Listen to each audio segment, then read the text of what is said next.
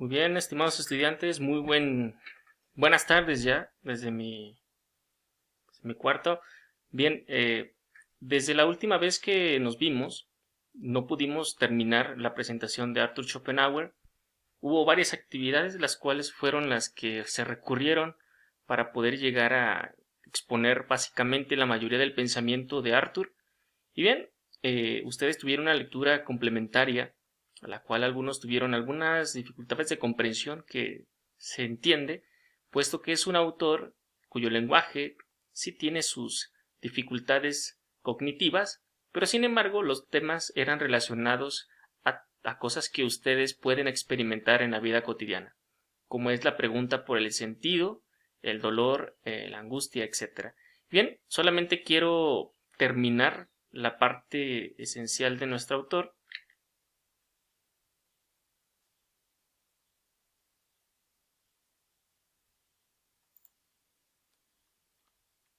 Y entonces, esto ya lo vimos, donde quiero que quedemos bien checados. Es la última parte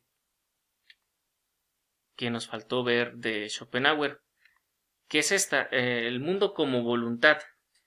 Cabe señalar que Arthur Schopenhauer tiene como básicamente la filosofía de la voluntad como este movimiento del hombre o del ser humano que lo mueve a hacer algo, ¿sale? Por lo tanto, él afirma, como dice la diapositiva, que el mundo es una representación del sujeto, es decir, todo ocurre en la percepción del hombre singular y a partir de ello crea una imagen, podríamos decirlo así, de lo que debería de ser el mundo.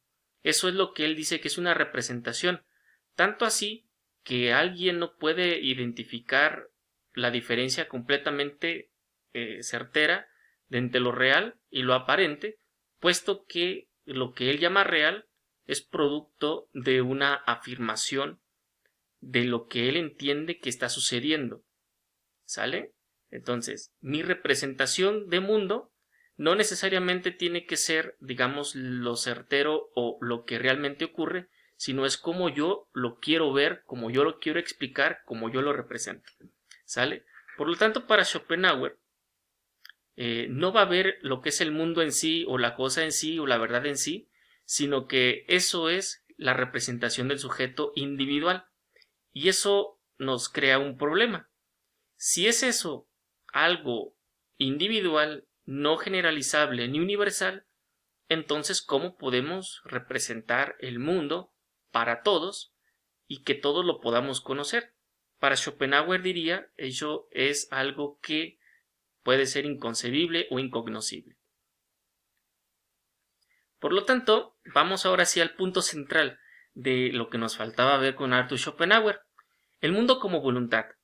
Para Schopenhauer esta voluntad es el movimiento interno que nace del sujeto, empezando por su biología, es decir, voy a poner un ejemplo, cuando yo tengo sed, ese movimiento de voluntad de saciar mi sed o esa sed me invita a poder satisfacerla tomando líquido. O si tengo hambre, esa misma necesidad o ese movimiento de satisfacer esa necesidad, mejor dicho, me invita a que yo consuma algo para poder saciar esa necesidad. Por lo tanto, tenemos que la voluntad tiene dos movimientos, la inmediata, que es la parte que les acabo de explicar, que es la biológica, y la segunda, que es en el intelecto. Aquí Arthur Schopenhauer, cuando quiere explicar este movimiento de voluntad, no significa que la primera y la segunda se den de forma discontinua, se dan al mismo tiempo, pero este movimiento es tal que casi no lo podemos distinguir, ¿sale? O sea, se va a dar de esa manera, la distingue, digamos, intelectualmente o conceptualmente, pero en la realidad suceden casi simultáneamente. No puedo moverme yo en la pura percepción si no racionalizo esa percepción, para que me entiendan. Yo no puedo solamente sentir el hambre si no la concibo intelectualmente. Yo tengo que pensar, tengo hambre, ¿por qué tengo hambre y cómo voy a satisfacer esa hambre? Por lo tanto, esas situaciones se van a dar ambas inmediatamente. Inmediato, el sentido, la percepción, y después la parte intelectual, que es el razonamiento de esa sensación. El mundo como voluntad, pues también tiene este acto, lo pongo entre comillas, volitivo, el acto de querer o del deseo. Todo lo siente el cuerpo a través de los sentidos o su sensibilidad. Ya Kant, Hegel, Descartes y todos los que los hemos visto, estos autores, manifiestan que el primer acto de conocimiento se da en la percepción sensible, como primer movimiento. Después, a nivel racional. Muy bien, pues para Schopenhauer, este nivel de concepción racional lo va a dar la voluntad, ¿sale? La voluntad, como tal, es ese movimiento que para él, yo difiero un poquito aquí en esto porque si bien la voluntad es este movimiento, solamente el puro movimiento, el deseo, racionalmente es el que lo dirige, pero para Schopenhauer este primer movimiento de voluntad es irracional, no tiene dirección, simplemente es una percepción sensible y un movimiento a satisfacer esa percepción o esa necesidad. Les decía que es al simultáneamente, pero en la filosofía como tal de Schopenhauer hay que clarificarla más. Si bien se dan como este movimiento de insatisfacción y deseo de satisfacción, y ese primer momento es el que llama volitivo, sentimos que tenemos una necesidad, y hasta ahí está bien.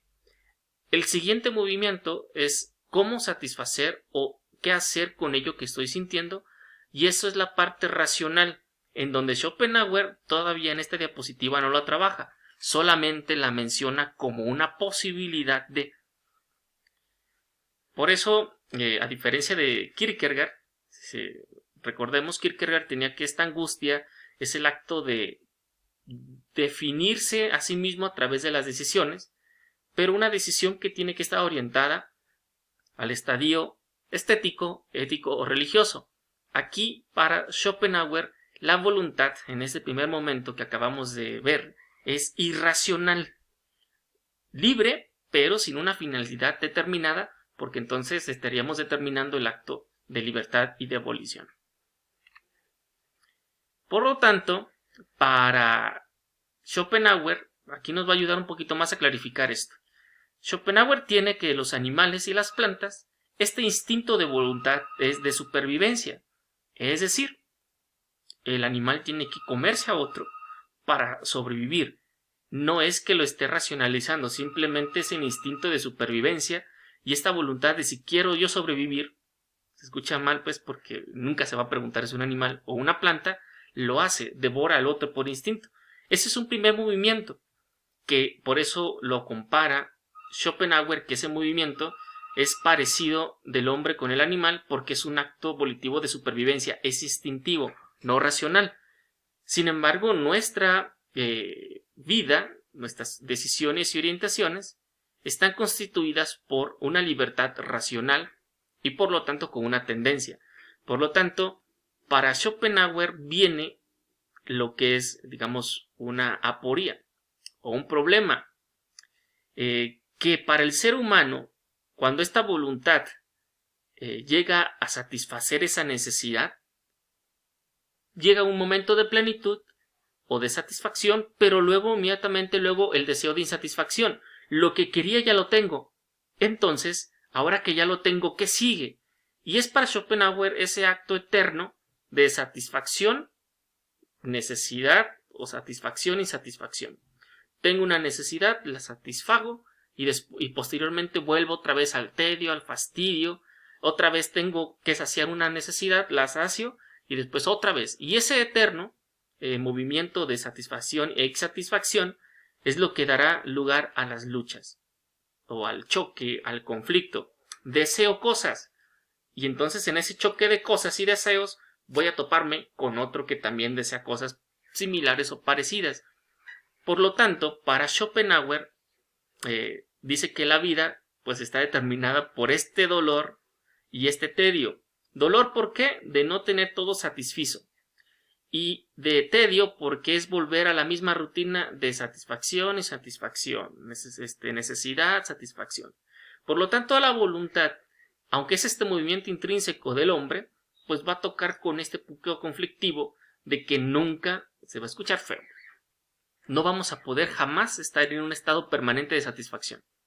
Según Schopenhauer, esto es muy debatible porque entonces pondría que el ser humano nunca podría llegar a un estado de plenitud, aunque fuera momentáneo. Por eso esta tríada, deseo, satisfacción, fastidio, es lo que Schopenhauer dice mueve la voluntad del hombre. Y pudiéramos decirlo que en una primera parte pudiéramos estar de acuerdo en la parte bionatural, inclusive en una necesidad hasta psíquica.